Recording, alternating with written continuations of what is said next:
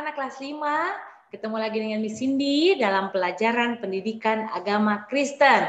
Kita akan melanjutkan pelajaran kita minggu lalu. Kalau minggu lalu Miss Cindy sudah menyampaikan tentang apa arti dosa. Nah, sekarang kita akan melanjutkannya ya. Semua tutup matanya, semua lipat tangannya.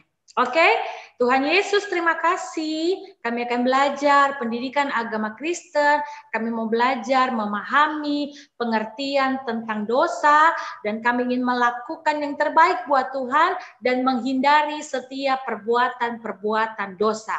Terima kasih Tuhan, pimpin kami dalam pelajaran hari ini. Dalam nama Yesus kami berdoa. Haleluya. Amin. Nah, kalau minggu lalu kita sudah belajar tentang awal dari dosa. Ayo, siapa yang masih ingat? Dosa manusia bukan berasal dari manusia itu sendiri ya. Kita sudah belajar bahwa dosa itu berasal dari iblis. Ya, jadi dosa bukan dari Tuhan, bukan juga dari manusia, tetapi dosa dari iblis, yaitu Lucifer. Sudah baca belum Kejadian pasal 3 yang dikasih tahu? Ayo, siapa yang belum baca? Nah, dibaca ya, yang belum baca Kejadian pasal 3, mesti diharap dibaca. Oke, kita lanjut tentang arti dosa. Ya, masih bab yang pertama ya. Tak lupa Miss Cindy bilang tetap ditulis di buku paket ya. Tulis di buku paket penjelasan Miss Cindy. Oke.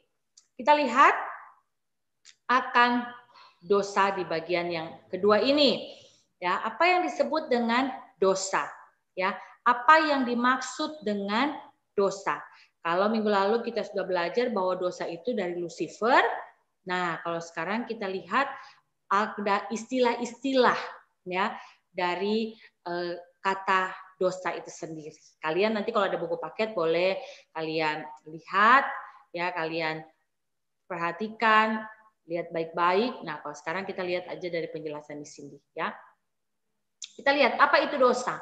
Pengertian dosa dari bahasa Yunani adalah hamartia. Ya, dari bahasa Yunani yaitu hamartia. Apa sebenarnya hamartia itu sendiri? Ya, kita lihat arti hamartia.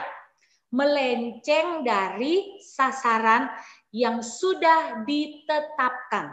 Jadi yang tadinya harusnya lurus, tetapi ketika hamartia, ketika berdosa, dia tidak lagi lurus, tetapi dia melenceng ke kanan atau dia melenceng ke kiri.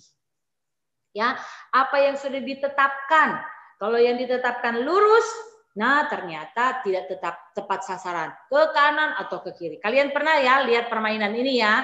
Nah, biasanya setiap kali kalian melihat permainan ini, pasti kalian ingin mencapai titik yang paling tengah. Itu tujuannya.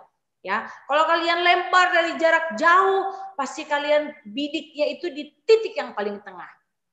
Ya, kalau nancep di bagian warna putih, wah pasti kalian kalah. Nancep di bagian warna hitam, kalian juga kalah. Tetapi pasti kita ingin adanya di sini nih, di fokus di tengah. Itu artinya tidak salah sasaran. Nah, tetapi banyak orang main seperti ini nggak tepat sasaran. Tuh, ya sudah dibidik dari jauh, dari dekat, tapi nggak tetap tepat sasaran.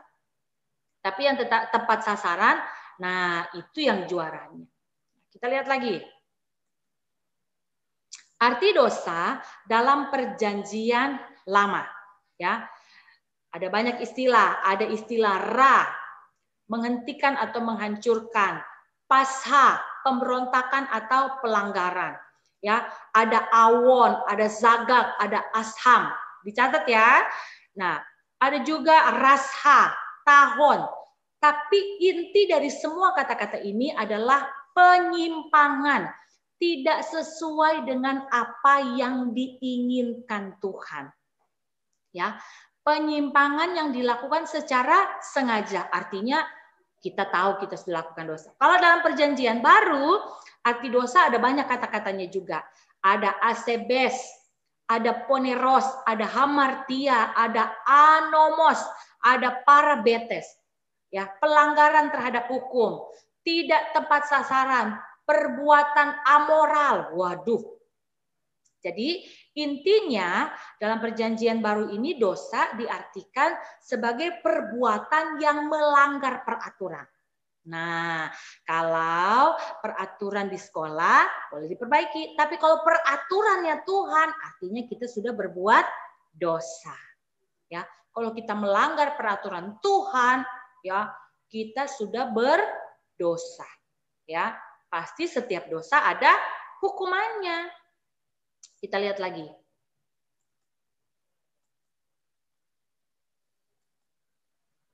Inti dari dosa adalah bukan sekedar perbuatan yang salah, perbuatan yang jahat, perbuatan yang melenceng, perbuatan yang tidak tepat sasaran. Tetapi inti dari dosa adalah kita memberontak melawan Allah. Kenapa? Karena semua yang Tuhan inginkan sudah Tuhan sampaikan di dalam firman Tuhan. Ya, tetapi ketika kita tidak melakukan apa yang firman Tuhan sampaikan, yang Tuhan sudah tentukan, artinya kita melawan Tuhan, artinya kita memberontak sama Tuhan.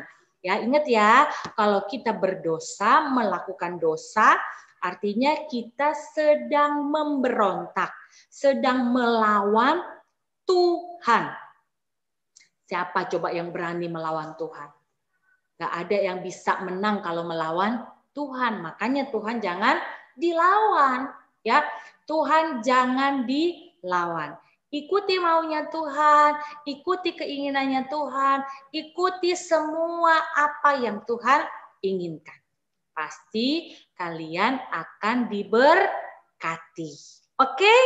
Sampai sini pelajaran kelas 5. Ya, jangan lupa kalau belum baca Kejadian pasal 3, baca lagi. Tambah satu ayat yang di sini mau kasih tahu. Yakobus 4 ayat 4.